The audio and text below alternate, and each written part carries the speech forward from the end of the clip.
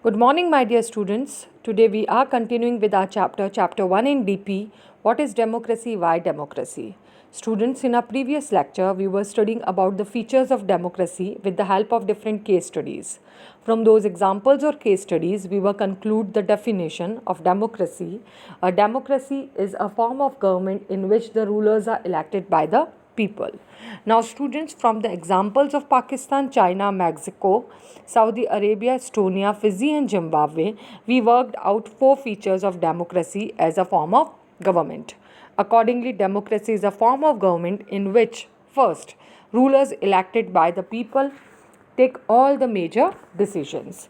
Now, students, in our democratic government, all major decisions were taken by the rulers, those who were elected by the people. Behalf of people, these representative takes all major decisions. But there was an example of from Pakistan where people may have elected they are representatives, but they are not really the rulers.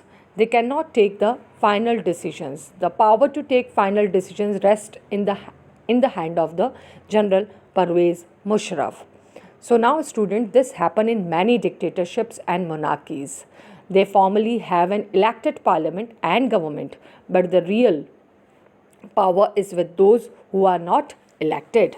Now, second, elections offer up choice and fair opportunity to the people to change the current rulers. Now, students, this add a second feature to our understanding of democracy. Holding elections of any kind is not sufficient.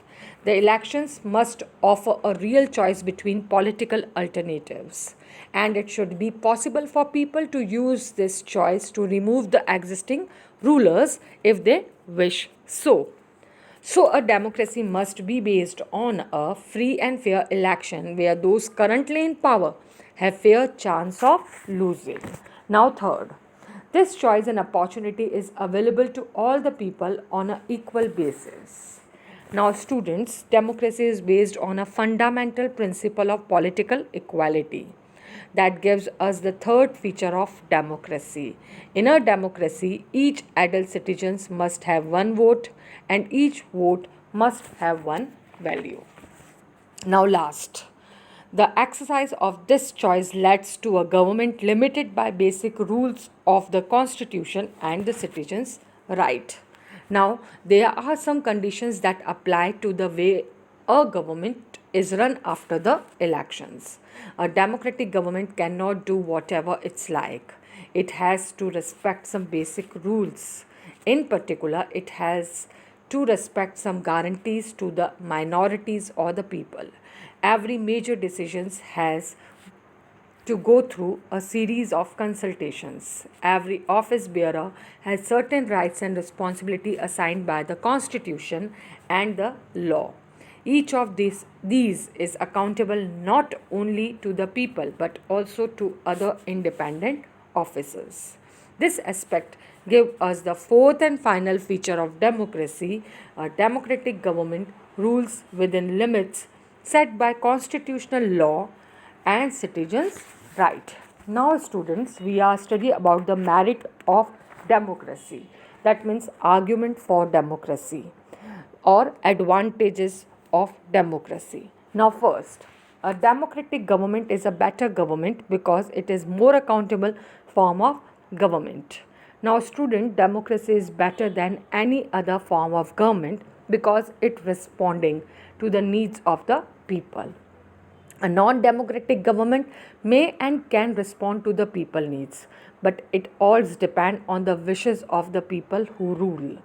If the ruler don't want to, they don't have to act according to the wishes of the people. A democracy requires that the rulers have to attend to the needs of the people.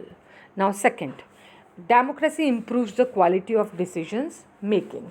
Now in democracy, democracy is based on consultation and discussion. A democratic decision always involves many person discussions and meetings. When a number of people put their heads together, they are able to point out possible mistakes in any decision. This takes time, but there is a big advantage in taking time over important decision. This reduces the chances of rash or irresponsible decision. Now third, democracy provides a method to deal with differences and conflicts. Now, students, in any society, people are bound to have differences of opinion and interest because people belong to different reasons, speak different languages, practices different religion, and have different caste. The preferences of one group can clash with those of the other groups. So, democracy provides the only peaceful solution to this problem. In democracy, no one is a permanent winner. No one is a permanent loser. Different groups can live with one another peacefully. Now, democracy is better than other form of government because it allows us to correct its own mistakes. There is no guarantee that mistakes cannot be made in democracy. No form of government can guarantee that. The advantage in a democracy is that such mistakes cannot be hidden for long. There is a space for public discussion on these mistakes and there is a room for correction. Either the rulers have to change their decisions or the ruler can be changed. This cannot happen in a non-democratic government. Now last, democracy enhances the dignity of citizen. As we discussed above, democracy is based on a principle of political equality, on recognizing that the poorest and the least educated has the same status as the rich and the educated. People are not subjects of a ruler. They are the rulers themselves. Even when they make mistakes, they are responsible for their conduct. So now, democracy cannot get us everything and is not the solution to all problems. It offers better chances to offer good decisions. It is likely to respect people's own wishes and allow different kind of people to live together. Even when it fails to do some of these things, it allows a way of correcting its mistake and offer more dignity to all citizens. That is why democracy is considered the best form of government. Now, arguments against the democracy.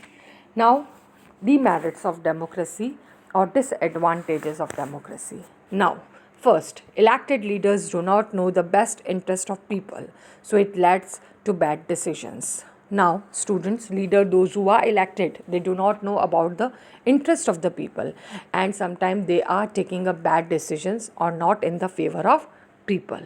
Second, it based on electoral competition, so it's led to corruptions. Democracy is based on electoral competitions. Leaders used dirty tricks for won the elections. This led to corruptions. Third, ordinary people do not know what is good for them, so they are unable to decide what is good or bad. Now, ordinary people do not know what is good for them, so they are unable to decide who is good and who is bad representative for them, so they were elected these peoples.